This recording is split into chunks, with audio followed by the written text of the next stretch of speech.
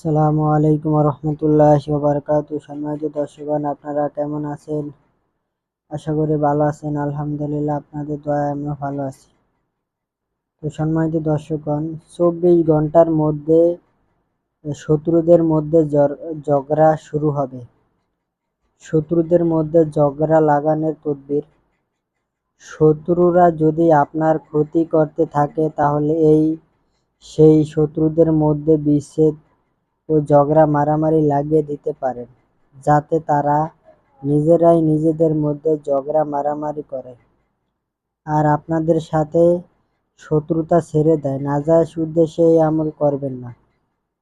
নকশাটি হলো এই।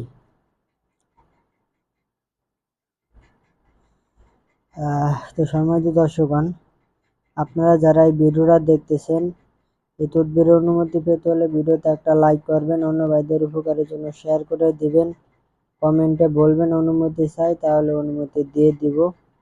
আমলের নিয়ম হলো হিজরি মহরম মাসের প্রথম শনিবার, মানে আরবি মাসের মহরম মাসের প্রথম শনিবার এই আমল করবেন।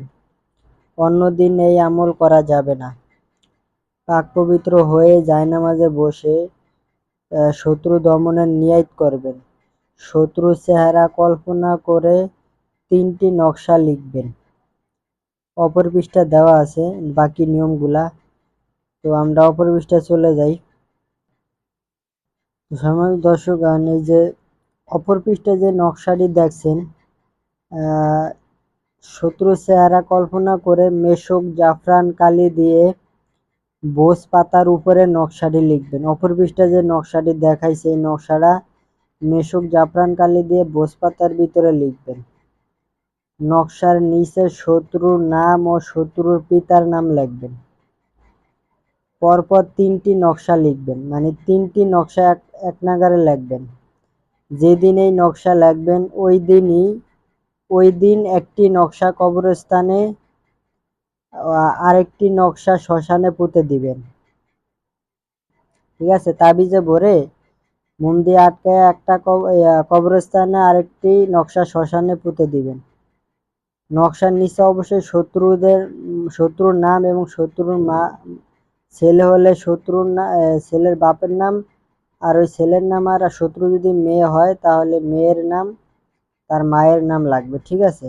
তো আমি বলে দিতেছি কিভাবে লিখবেন। আর আরেকটি নকশা নদীতে, 3 নাম্বার যে নকশাটা, এটা নদীতে নিক্ষেপ করবেন, নদীতে ফেলে দিবেন। 24 ঘন্টার মধ্যে শত্রুদের মধ্যে ঝগড়া শুরু হবে। নিজেরাই ঝগড়া বিবাদে করবে আর আপনার সাথে শত্রুতা ছেড়ে দিবে এই তাবিজটি। ঠিক আছে? তো সম্মানিত দর্শকগণ,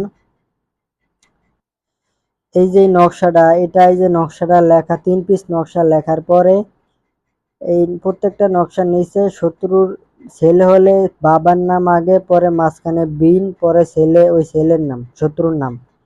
আর শত্রু যদি মেয়ে হয় তাহলে এখানে মেয়ের মার নাম আগে লিখবেন, পরে মাঝখানে বরিষ্কারে বি ন তয়কারেতে বিনতে লিখে পরে ওই মেয়ের নাম লিখবেন পরে। ঠিক আছে?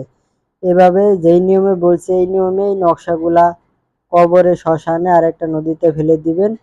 তারপরে 24 ঘন্টার ভিতরে শত্রুদের ভিতরে মারামারি তো লেগে যাবে। তো আশা করি আমার কথা বুঝতে পারছেন। বিনা কারণে কাউকে ক্ষতি করার জন্য এই আমল করবেন না।